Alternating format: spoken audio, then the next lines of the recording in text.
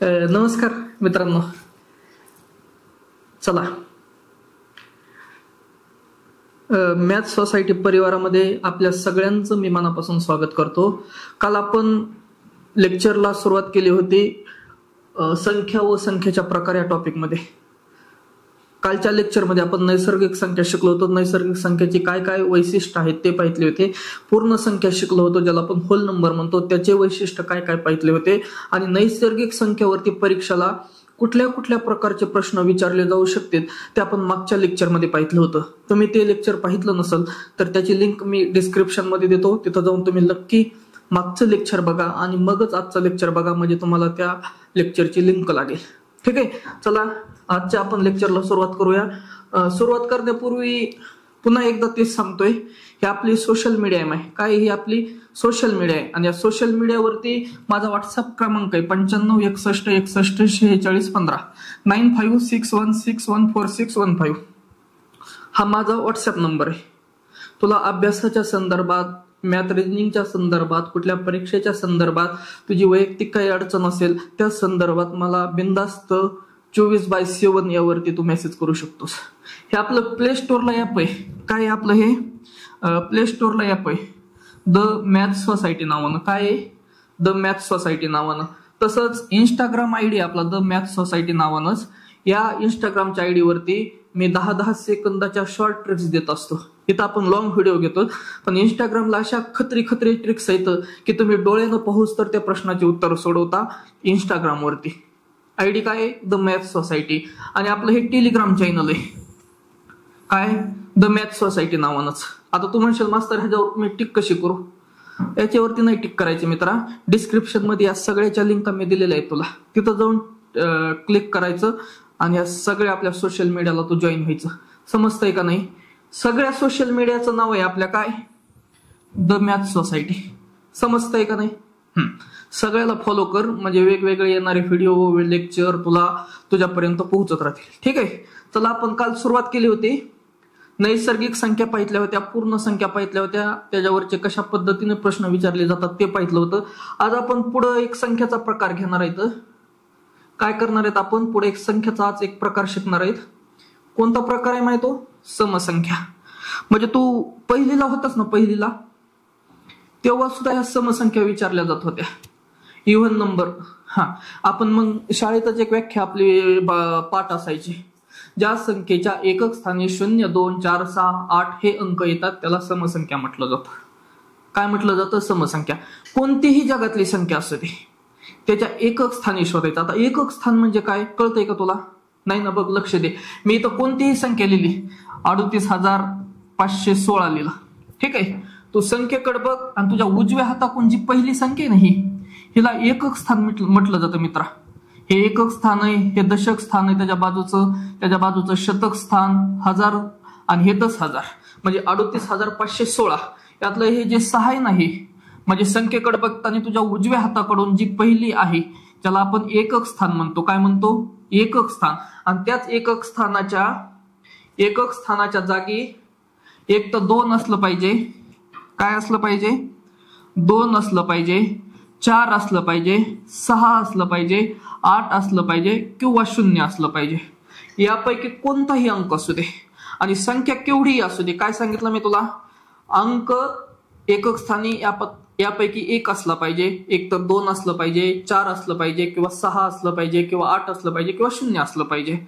संख्या कितीही मोठी असू दे, फक्त एकक स्थानी यापैकी जर एक अंक असेल ना तर डोळे झाकून त्याला समसंख्या म्हणायचं.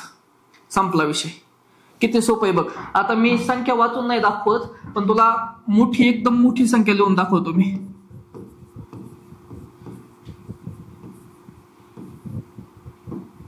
बघ किती मोठी संख्या आहे माय. आणि अशी संख्या दिली आणि तुला विचारलं सांग ही समसंख्या आहे का?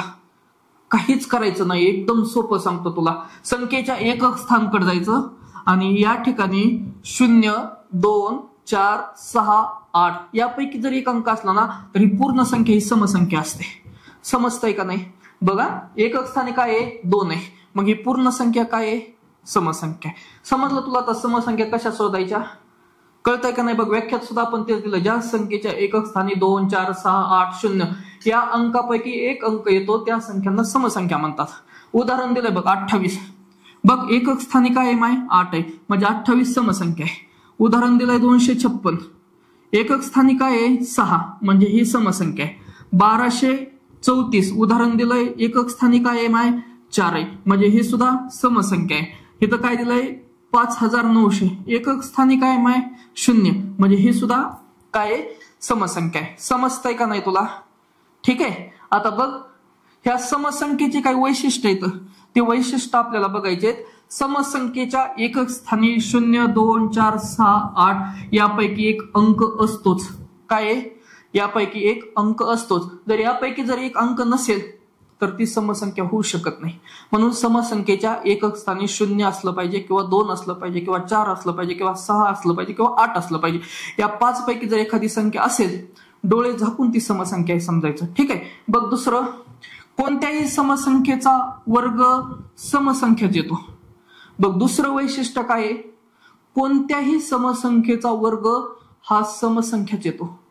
जगातली कोणतीही समसंख्या घे तिचा जर तू वर्ग केला ना समसंख्याच येतो. बघ आपण 4 ही समसंख्या घेतली, ह्या 4चा जर आपण वर्ग केला तर 16 एकक स्थानी बघ काय 6 म्हणजे 16 ही सुद्धा काय असली पाहिजे समसंख्या असली पाहिजे. जर आपण 30 घेतलं एकक स्थानी 0 म्हणजे 30 ही समसंख्या झाली.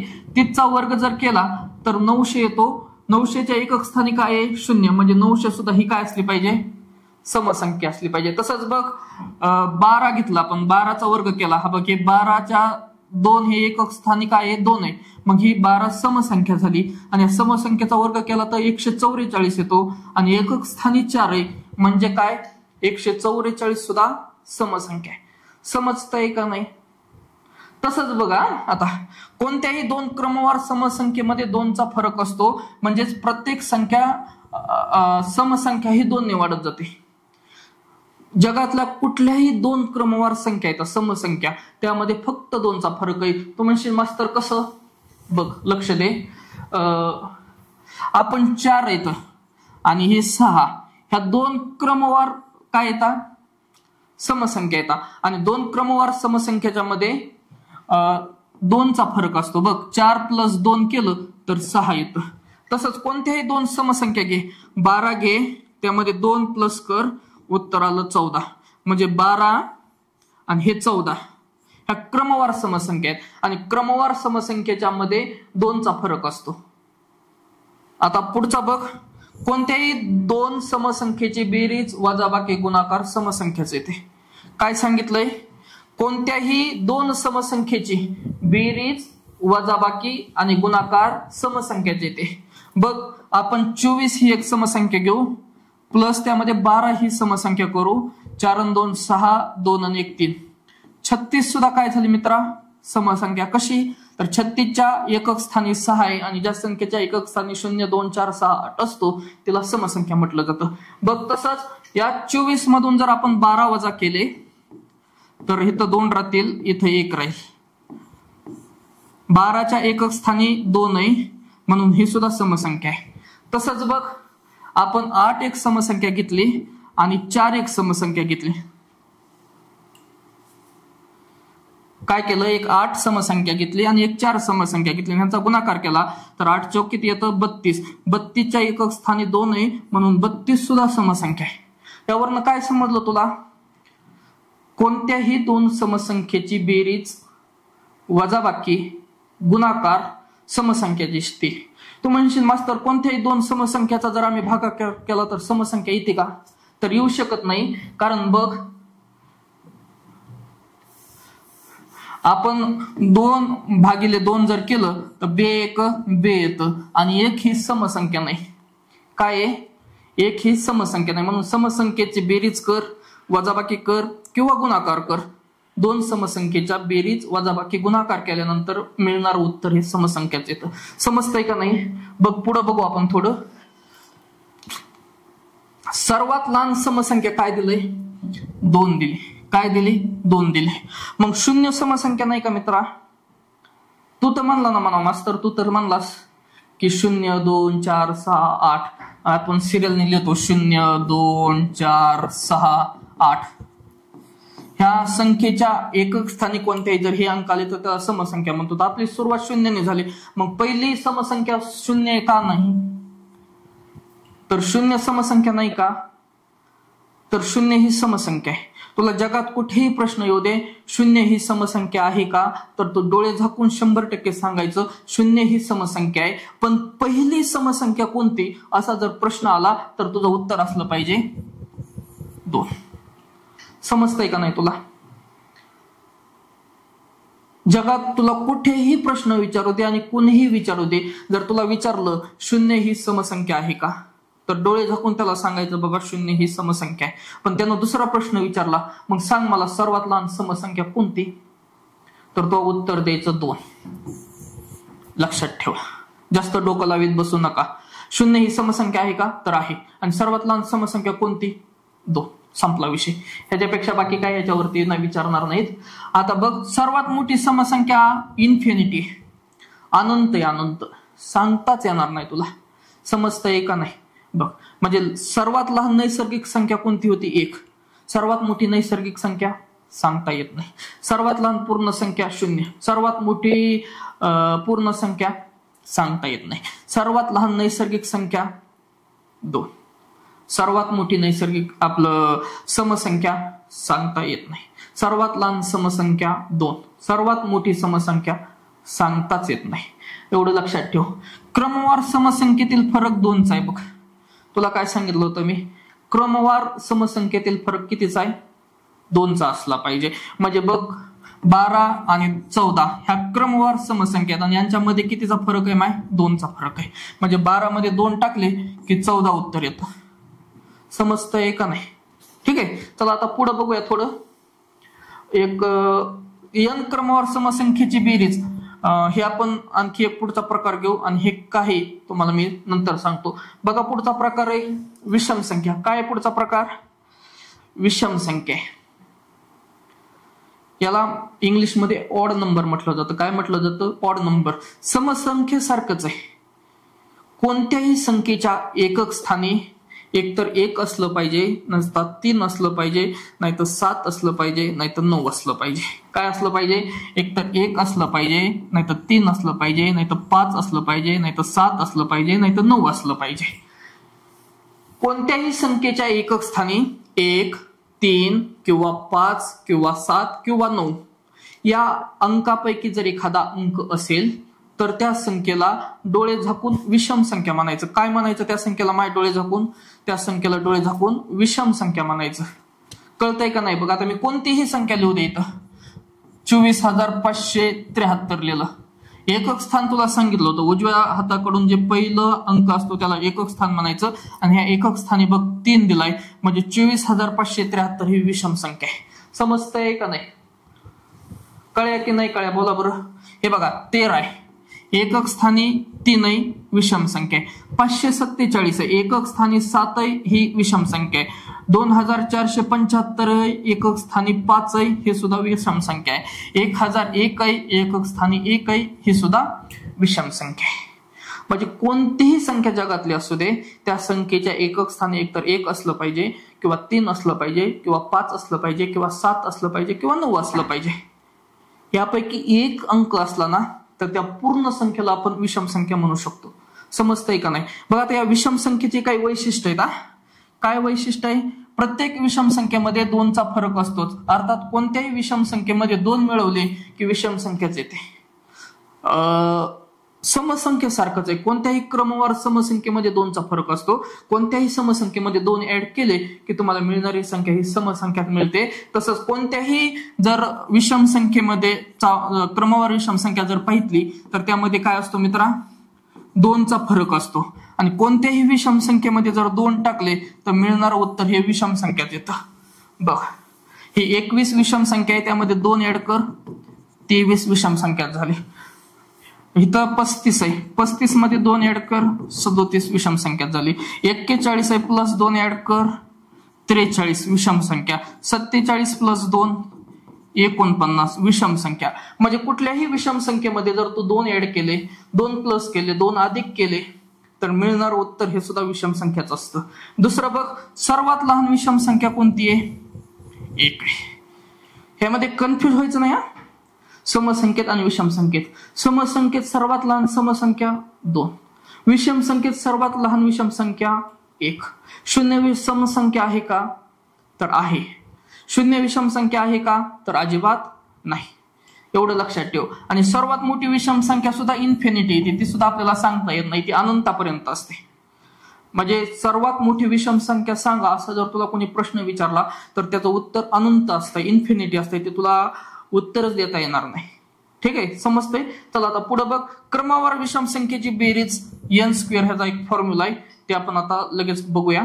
त्याआधी एक तुम्हाला मी समसंख्या आणि विषम संख्यांच्या मधले काही तथ्य येतं ज्याला आपण फॅक्ट्स म्हणतो, त्या फॅक्ट आपण आता एक एक बघणार आहेत. आणि समसंख्येवर आणि विषम संख्येवर मग काय काय प्रश्न विचारले जाऊ शकतात ते आपण बघूया. ठीक आहे, चला बघा. विषम संख्या प्लस विषम संख्या बरोबर समसंख्या येतं. जगातल्या कोणत्याही 2 विषम संख्या तू एकत्र कर, त्याचं उत्तर येणार समसंख्या असलं पाहिजे. समजतंय का नाही? बघ, मी आता इथं एक घेतो. 373 विषम संख्या आहे, प्लस त्यामध्ये 171 ही सुद्धा विषम संख्या ऍड करतो. 3 आणि 1 4 झाले, 7 आणि 7 14 झाला, हातचा आला 1, 4 आणि 1 5 झाला. 544. 544 एकक स्थानी काय आहे? 4 आहे. म्हणजे कोणत्याही 2 विषम संख्या तू एकत्र केल्या त्याचं मिळणारं उत्तर हे समसंख्येतच असलं पाहिजे. समजतंय का नाही तुला? बघ, जगातल्या कोणत्याही विषम संख्या 2 एकत्र कर, मिळणारं उत्तर समसंख्याची. बघ, दुसरी फॅक्ट काय आहे? समसंख्या प्लस समसंख्या बरोबर काय येतं? समसंख्या येते. जगातल्या कोणत्याही 2 समसंख्या तू एकत्र कर, जगातल्या कोणत्याही 2 संख्या तू एकत्र कर, समसंख्या एकत्र कर, तर मिळणारं उत्तर ही सुद्धा समसंख्याचं असलं पाहिजे. बघ, मी 400 746 अधिक 128, 8 आणि 6 किती झाले? 14, 1404, हातचा आला 1, 5 आणि 2 7 आणि 7 आणि 1 8, 874 उत्तर येतं. एकक स्थानी 4 आहे म्हणजे 874 ही समसंख्या आहे.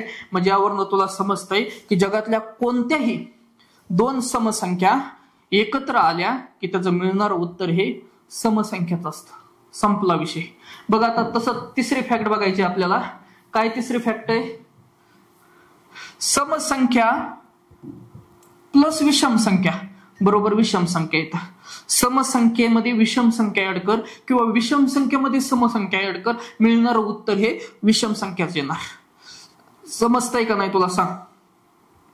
जगातले कोणतीही समसंख्या घे किंवा कोणतीही विषम संख्या घे, त्यामध्ये समसंख्या ऍड कर, विषम संख्येत समसंख्या ऍड केली तरी उत्तर विषम संख्या येणार आहे. आणि समसंख्येमध्ये विषम संख्या जरी ऍड केली तरी मिळणारं उत्तर विषम संख्याच येणार आहे. बघ, 343 ही विषम संख्या आपण घेतलेला ऑड नंबर म्हणून, आणि प्लस करून आपण 266 ही समसंख्या घेतली, ह्याला आपण इव्हन नंबर म्हणू.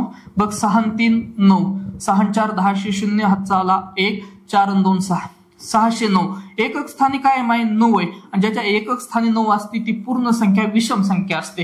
म्हणजे यावरून तुला समजतंय विषम संख्येमध्ये समसंख्या टाक किंवा समसंख्येमध्ये विषम संख्या टाक, मिळणारं उत्तर हे कायम विषम संख्या असतं. समजा की नाही समजा? सांग. आता बघ, पुढची फॅक्ट बघ, तशीच आहे. विषम संख्येमधून विषम संख्या वजा कर, उत्तर समसंख्याच येणार. बघ, विषम संख्या किती घेऊ आपण? इथे 15 घेऊ. 15 मधून विषम संख्या पुन्हा वजा करायची. विषम संख्या कुठली घ्यायची? आणखी आपण विषम संख्या 11 घेऊ. 5 1 गेला, 4 1 1 गेलं 0. एकक स्थानी 4 आहे म्हणजे उत्तर समसंख्या येते. कोणत्याही 2 विषम संख्येची वजाबाकी केली की समसंख्या येतं. तसंच बघ, कोणत्याही 2 समसंख्या घे जगातल्या, काय कर? कोणत्याही जगातल्या 2 समसंख्या घे, त्याचं उत्तर सुद्धा समसंख्याच येतं. कोणत्याही जगातली समसंख्या त्यातून विषम संख्या वजा कर किंवा जगातली कोणतीही विषम संख्या घे, त्याच्यातून समसंख्या वजा कर, मिळणारं उत्तर हे विषम संख्याच असतं. तसंच आता गुणाकाराचं बघ, विषम संख्या गुणिले विषम संख्या, मिळणारं उत्तर विषम संख्याच आहे. बघ, 7 ही आपण विषम संख्या घेतली, गुणाकार करून 5 पण विषम संख्या आहे. 7 5 35, एकक स्थानी 5 आहे म्हणजे 35 ही विषम संख्या आहे. समजतंय का नाही? म्हणजे विषम संख्या गुणिले विषम संख्या, उत्तर येणार विषम संख्या. तसंच बघ, समसंख्या गुणिले समसंख्या म्हणजे 4 गुणिले आपण जर 6 घेतलं तर दोन्हीही समसंख्या येतात. काय येतं? दोन्हीही इव्हन नंबर आहेत. या दोघांचा गुणाकार केला तर 24 येतं. एकक स्थानी 4 आहे म्हणजे 24 ही समसंख्या आहे. बघ, समसंख्या गुणिले समसंख्या बरोबर समसंख्या. तसंच विषम संख्या गुणिले समसंख्या तरीही उत्तर समसंख्या येतं. बघ, विषम संख्या घेऊ आपण 7 गुणिले 4 ही समसंख्या घेऊ आणि दोघांचा गुणाकार करू तर उत्तर येतं 28. 28च्या एकक स्थानी 8 आहे म्हणजे 28 ही समसंख्या आहे. बघ, विषम संख्या गुणिले समसंख्या बरोबर काय येतं? समसंख्या येतं. आता आपण काय समसंख्याचे आणि विषम संख्येचे काही वैशिष्ट्य पाहिजे. त्या वैशिष्ट्यावर प्रश्न तर विचारणारच आहे. काय करणार आहे? वैशिष्ट्यावरती प्रश्न विचारणारच आहे. पण याच्या व्यतिरिक्त समसंख्येच्या आणि विषम संख्येच्या वैशिष्ट्यां व्यतिरिक्त आणखी समसंख्यावर आणि विषम संख्येवरती काय काय प्रश्न विचारले जातात ते आता आपण बघणार आहेत. तर बघ, आता आपण कालच्या लेक्चरमध्ये बघितलं होतं की n क्रमवार नैसर्गिक संख्याची बेरीज, त्यासाठी एक सूत्र सांगितलं होतं तुला मी, n+1 भागिले 2. म्हणजे जर आपण यांच्या जागी 10 घेतलं म्हणजे 10 क्रमवार नैसर्गिक संख्याची बेरीज किती येते? तर यांच्या जागी 10 ठेव, 10+1 भागिले 2. बघ,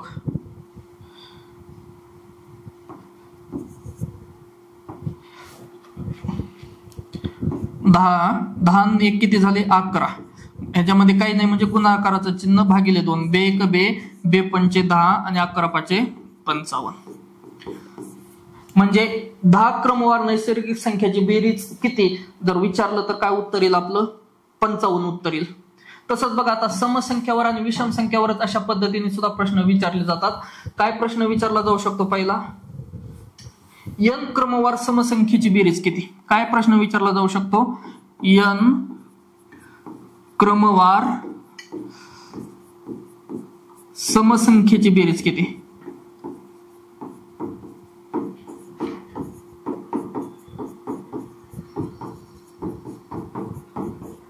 काय विचारलं जाऊ शकतं? n क्रमवार समसंख्येची बेरीज काय? तर ह्याच्यासाठी सुद्धा एक सूत्र आहे. ते सूत्र व्यवस्थित लक्षात ठेवायचं. काय सूत्र आहे? बघ, n आणि कंसात n+1.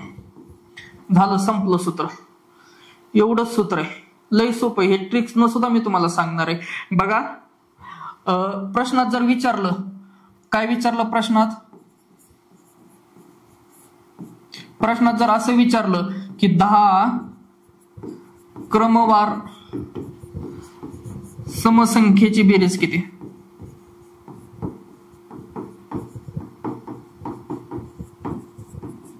काय विचारलं प्रश्नात? 10 क्रमवार समसंख्येची बेरीज किती? मग यांच्या जागी 10 ठेव. सूत्र काय आपलं? n कंसात n+1. बघ, यांच्या जागी काय ठेवायचंय आपल्याला? यांच्या जागी 10 ठेवायचंय. 10+1 बरोबर 10+1 म्हणजे किती झाले माय? 11 झाले. आणि या कंसाच्या बाहेर काहीच नाही म्हणजे काय असतं? गुणाकार असतो. म्हणजे 10 गुणिले 11 जर केलं तर उत्तर येतं 110. म्हणजे 10 क्रमवार समसंख्येची बेरीज किती जर असं विचारलं तर n+1 सूत्रात मांडा, n मध्ये किंमत मांडा आणि उत्तर येईल.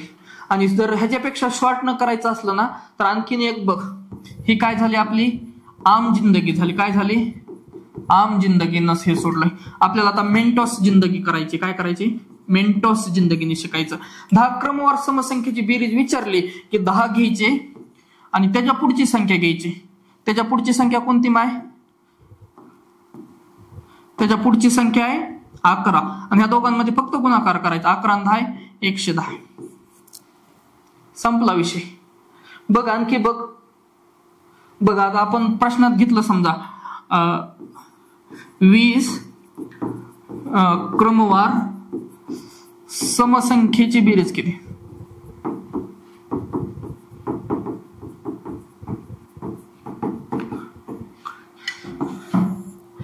ही काय झाली? आपली आम जिंदगी झाली. काय झाली? आम जिंदगी.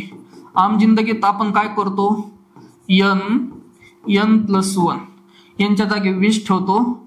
20+1 20 प्लस 1 21, या दोघांच्या मध्ये काहीच नाही म्हणजे काय असतो, गुणाकार असतो. आणि बघ 20 1 20, हातच्या आले 2, 20 2 40 आणि 2 42, किती उत्तर झालं 420. आता तसंच आपल्याला मेंटॉस जिंदगी बघायची. काय करायची आता आपल्याला, हे बघ मेंटॉस जिंदगी बघायची. काय करायचं, 20 क्रमवार समसंख्येची बेरीज विचारली, 20 ला घ्यायचं, 20 च्या पुढची संख्या घ्यायची 21 आणि या दोघांमध्ये गुणाकार करायचा. 21 गुणिले 20 किती झालं 420. संपला विषय. हा एवढंच आहे, इतकं सोपं आहे. आणखी बघायचा प्रश्न, चला आणखी प्रश्न बघा. काय करायचं, आणखी प्रश्न बघू. ठीक आहे, बघा आता काय विचारलं तुम्हाला. समजा 30 क्रमवार सम संख्येची बेरीज किती. काय विचारलं, 30 क्रमवार समसंख्येची बेरीज काय. आपण काय करतो, आम जिंदगी. काय विचारतो आपण, आम जिंदगी. काय करायचं, n प्लस 1, n किती माहित 30 प्लस 1 30 प्लस 1 31, म्हणजे 30 गुणिले 31 जर केलं आपण, 30 31, हातच्या आले 3, 30 3 90 आणि 3 93, 930. ही झाली आम जिंदगी. आता आपल्याला मेंटॉस जिंदगी बघायची. काय बघायची आपल्याला, मेंटॉस जिंदगी बघायची. काय करायचं, 30 क्रमवार समसंख्येची बेरीज विचारली की 30 घ्यायचं आणि त्याच्या पुढची संख्या घ्यायची, किती झाली 31.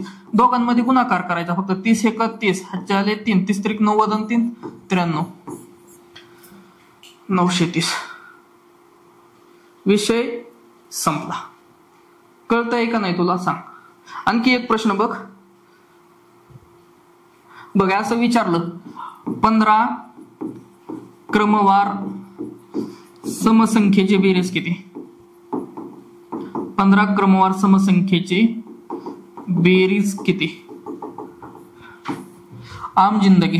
काय ही आम जिंदगी, n प्लस 1, 15 प्लस 1 15 16, 15 गुणिले 16, 15 सखी 90, हातच्या आले 9, 15 1 15, 15 9 किती झाले 24, 240. तसंच बघ मेंटॉस जिंदगी. काय मेंटॉस जिंदगी. मेंटॉस जिंदगी मध्ये काय सांगितलं, 15 क्रमवार समसंख्येची बेरीज विचारली, 15 ला घ्यायचं, त्याच्या पुढची संख्या घ्यायची 16, मध्ये फक्त गुणाकार करायचा. 15 सखी 90, हातच्या आले 9, 15 1 15, 15 9 झाली 24, उत्तर आलं 240. समजा की नाही समजा. बघा आता विषम संख्येवर सुद्धा असाच प्रश्न विचारला जाऊ शकतो. काय, n क्रमवार विषम संख्येची बेरीज किती.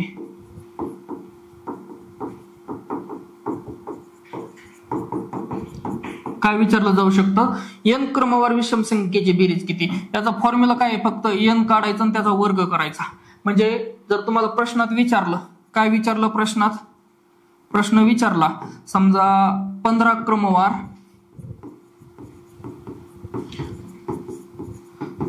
विषम संख्येची बेरीज किती.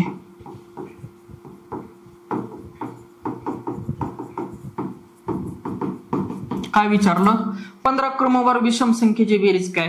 फक्त 15 ला उचलायचं आणि त्याचा आपल्याला काय करायचा, वर्ग करायचा. काय करायचा, वर्ग करायचा. हे बघ 15चा वर्ग किती माय 225, म्हणजे 15 क्रमवार विषम संख्येची बेरीज 225 येते. या 15च्या जागी फक्त 10 ठेवलं. काय केलं, 15च्या जागी 10 ठेवलं. 10 क्रमवार विषम संख्येची बेरीज किती. काय करायचं, 10चा वर्ग करायचा. फक्त 10चा वर्ग किती झालं 100 झालं. 10 क्रमवार विषम संख्येची बेरीज 100 येते. समजतंय का नाही तुला. तसंच बघा आता याच्या जागी 20 ठेवलं. काय झालं 20 ठेवलं. 20 क्रमवार विषम संख्येची बेरीज किती असा प्रश्न आला की 20चा फक्त वर्ग करायचा. 20चा वर्ग किती झाला 400. किती झाला 20चा वर्ग माय 400. समजतंय का नाही सांग. आता याच्या जागी जर तुला असं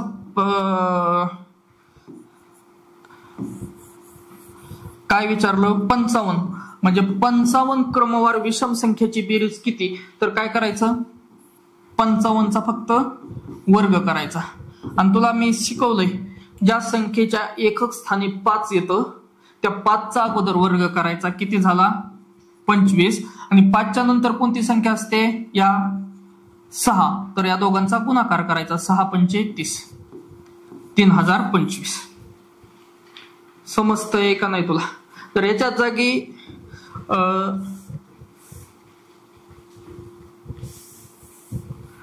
40 आलं. काय आलं? याच्या जागी 40 आलं. 40 क्रमवार विषम संख्येची बेरीज किती? काय करायचं? फक्त 40चा वर्ग करायचा. आणि ज्या एक संख्येच्या एकक स्थानी 0 येतो त्या शून्याबद्दल 2 शून्य घ्यायचे आणि अलीकडच्या दशक स्थानच्या संख्येचा वर्ग करायचा. दशक स्थानी काय आहे? 4 आहे. 4चा वर्ग किती झाला? 16. 40चा वर्ग 1600. म्हणजे 40 क्रमवार विषम संख्येची बेरीज किती? 1600. अय तुला समजा की नाही समजा? बोला बरं. कळ्या की नाही कळ्या? सोपं आहे का अवघड आहे मित्रा? सोपंच असते. म्हणजे आम जिंदगी असते माझ्याकडे आणि मेंटोस जिंदगी सुद्धा असते. आता हे फक्त क्रमवार झालं. 20 क्रमवार विषम संख्येची बेरीज किती? 15 क्रमवार विषम समसंख्येची बेरीज किती? 16 क्रमवार समसंख्येची बेरीज किती? 50 क्रमवार समसंख्येची बेरीज किती? 17 क्रमवार विषम संख्येची बेरीज किती? हे क्रमवार झालं. पण मध्येच असं प्रश्न आला. काय प्रश्न आला? 26 ते 73 पर्यंत विषम संख्येची बेरीज किती? किंवा 26 ते 73 पर्यंत समसंख्येची बेरीज किती? असा प्रश्न विचारला जाऊ शकतो का? विचारला जाऊ शकतो. परीक्षेला विचारलेला आहे अशा पद्धतीचा प्रश्न. क्रमवार तर ठीकच आहे, पण मध्येच कुठलाही अंक देणार. म्हणजे 20 ते 40 पर्यंत समसंख्येची बेरीज किती? 21 ते 72 पर्यंतच्या विषम संख्येची बेरीज किती? ते तुला सोडवता आलं पाहिजे का नाही? आलं पाहिजे ना. मग तेच आपण आता नेक्स्ट लेक्चर मध्ये बघणार आहे. तोपर्यंत कुठं जायचं नाही. आवडलं असलं तर नक्की युट्यूबला जर व्हिडिओ पाहत असेल तू तर नक्की सबस्क्राईब कर. म्हणजे येणाऱ्या व्हिडिओची माहिती तुझ्यापर्यंत पोहोचत राहील. असे प्रश्न आपण आता नेक्स्ट लेक्चर मध्ये पाहूया. तोपर्यंत अभ्यास करा आणि भेटत राहूया. धन्यवाद.